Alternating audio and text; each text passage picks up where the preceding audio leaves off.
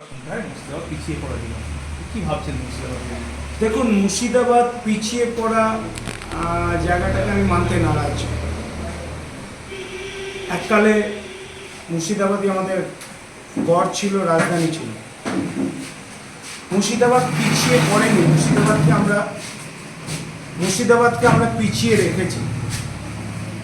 এটা ইন্টেনশনালি বলুন আর যাই বলুন না কেন, আমরা সব জায়গাকে একটা হেরিটেজ করছি, একটা দর্শনার্থী স্থান তৈরি করছি, ছোট ছোট প্রজেক্ট তৈরি করছি। মুর্শিদাবাদের বেলা কেন ছাগলের 3 নম্বর বাচ্চা কেন? আমি একটু বাজেভাবেই কথাটা বললাম, তার কারণ হচ্ছে ভেতরে জ্বালাটা আছে, সেই জন্য। মুর্শিদাবাদে অনেক কিছু করা যায়, স্মল স্কেল ইন্ডাস্ট্রিজের অনেক কিছু হয়। মালদাও আজকে দেখুন অবস্থা খারাপ, আম শিল্প শেষ। জঙ্গিপুর দেখুন একদমই কোনো কিছু নেই। মুর্শিদাবাদ, জঙ্গিপুর, মালদা, 3টে পরপর করুন, বহরমপুর ধরুন, কি কাজ হচ্ছে? এমপি সাহেবরা কি করেছেন আপনারাই জিজ্ঞেস করুন তাদের কাছে। যারা ভোট চাইছে আগামী দিনে, তারা কিসের জন্য তারা ভোট দেবে? আপনি একা পারবেন না সলভ করতে। 10টা হাত যতক্ষণ পর্যন্ত না একসাথে হবে ততক্ষণ পর্যন্ত কিছু করা যায় না। আমরা সেই 10টা হাতকে একসাথে করার চেষ্টা করছি এবং আপনাদের কথা দিয়ে যাচ্ছি, আমাদের ঐতিহাসিক গর্ব মুর্শিদাবাদ একদিন সবচেয়ে আগের শিখরে যাবে। এটুকুনটা আপনাকে আমি আজকে কথা দিতে পারি। ভাঙন হচ্ছে বারংবার, ভাঙনের মানে একাধিক গ্রাম, মুর্শিদাবাদের একাধিক গ্রাম জলের তলা। দেখুন, গঙ্গা প্রকল্প যেটা বলছেন, সেই গঙ্গা প্রকল্পের টাকা আজকে বলতে নেই। কেন্দ্র সরকার কিছু হলেও তো গঙ্গা প্রকল্পের টাকা দিচ্ছে, বাঁধ রিপেয়ারিংয়ের টাকা পয়সা আমরা পাচ্ছি। আমাদের কংক্রিট সেই কাজটা হয় না। আমরা যদি কোনো রকমভাবে একটা টাকা পয়সা দিয়ে টেন্ডার পেলাম বা ভেতর থেকে টেন্ডার নেই, প্রথম কথা হচ্ছে কন্ট্রাক্টরদের যে টেন্ডারটা দেওয়া হচ্ছে, দে আর স্পেন্ডিং দ্য 45% অনলি। দ্বিতীয় কথা হচ্ছে তার ম্যাটেরিয়ালস যে ইন্সপেকশন করা বা কিছু করা, সেটা আমরা করি না, আমরা তো টাকায় বিক্রি হয়ে গেছে।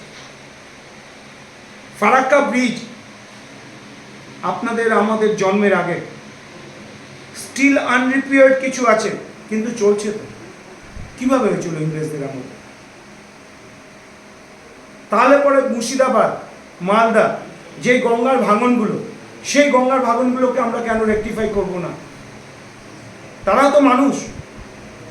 সেই গঙ্গার জল দিয়ে তো আমাদের অনেক কিছু বিজনেস হয়, অনেক কিছু চলছে। আজকে জঙ্গিপুরে কি আছে বলুন তো? জঙ্গিপুরে সামান্য একটা বিড়ি শিল্প ছাড়া আপনি এমন কিছু, আপনাদের জিজ্ঞেস করি, জঙ্গিপুরে আপনারা এমন কিছু দেখাতে পারবেন যে কোনো একটা স্মল স্কেল ইন্ডাস্ট্রিজ কিছু হয়েছে? আমরা এসএসআই খাতে কেন্দ্রীয় সরকারের কাছে টাকা চাইছি, ফাইন। আমরা বিদেশ থেকে পুঁজি আনছি, গুড। কোথায় লাগছে?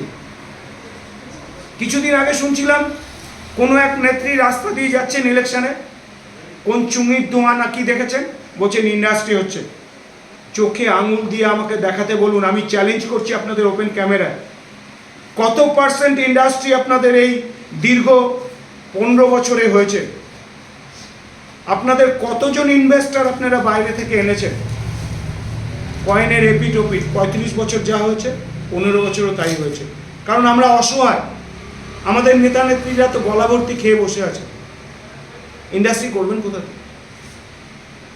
প্রতিবাদী হিসেবে আমরা প্রতিবাদ করতে এসেছি। আগামী দিনে আমরা যদি কোথাও থেকে জিতে আসি, আমরা কথা দিতে পারি, ডেফিনেটলি আমরা গঙ্গা প্রকল্প, বাঁধন প্রকল্প যেটা আছে, বা যেখানে প্রত্যেক বছর হাজার হাজার লোক সেই বাঁধে তলিয়ে যাচ্ছে, তাদের ঘর বাড়ি, তাদের গরু, পশু, গবাদি সব শেষ হয়ে যাচ্ছে, আমরা সেটাকে ফার্স্ট প্রায়োরিটি দেবো মুর্শিদাবাদের জন্য। রাজ্য বলছে 2 টাকা কিলো চাল দিচ্ছে, কেন্দ্র 1000 টাকার গ্যাস। তো মমতা বন্দ্যোপাধ্যায় বেশ কিছু সভায় বক্তব্য রাখতে গিয়ে বলেছেন যে রাজ্যের 2 টাকা কিলো চাল বা বিনা পয়সায় চাল পূর্বে কেন্দ্রের 1000 টাকায় গেছে। কি বলবেন? আপনারা কোনো সময় জিজ্ঞেস করেছেন এই প্রকল্পটা কাদের ছিল এটা জিজ্ঞেস করেননি আপনারা কেউ। উনি তো যা ইচ্ছে বলতে পারেন। এই প্রকল্পটা ছিল অ্যাকচুয়ালি কংগ্রেসের।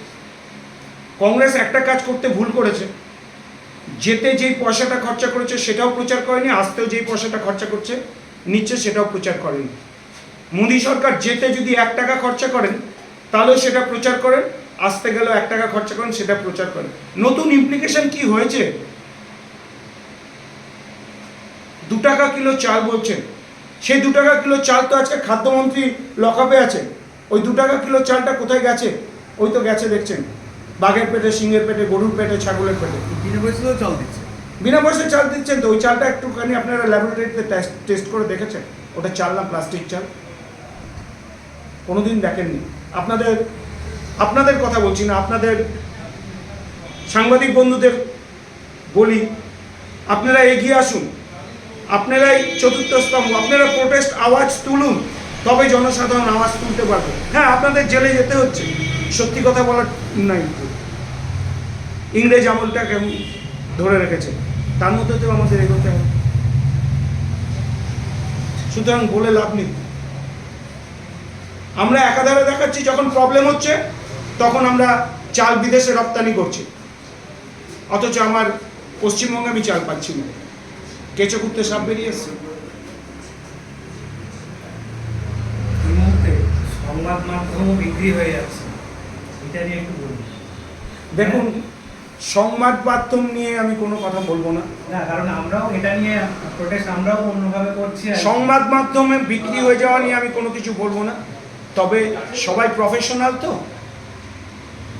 আমার ছোট ছোট ভাই যারা সাংবাদিকতা করছে বা প্রেস করছে, তারা 1 ঘন্টা কোনো কাজ করতে পারছে না সঙ্গে কাউকে নিয়ে, কথাটা বুঝতেই পারছেন। বড় বড় নেতা নেত্রীদের নিয়ে আমরা কাজ করতে পারছি না, সুতরাং আমাদের কে দেখবে? আপনারা লোকাল নিউজেই এমন কিছু কিছু তথ্য তুলে নিয়ে আসুন যেই তথ্যগুলো আগামী দিনে বড়দের টপকে যেতে পারে, তাহলে হয়তো উন্নতি হবে, না হলে সম্ভব না। ঠিক আছে, আজকে থ্যাংক ইউ।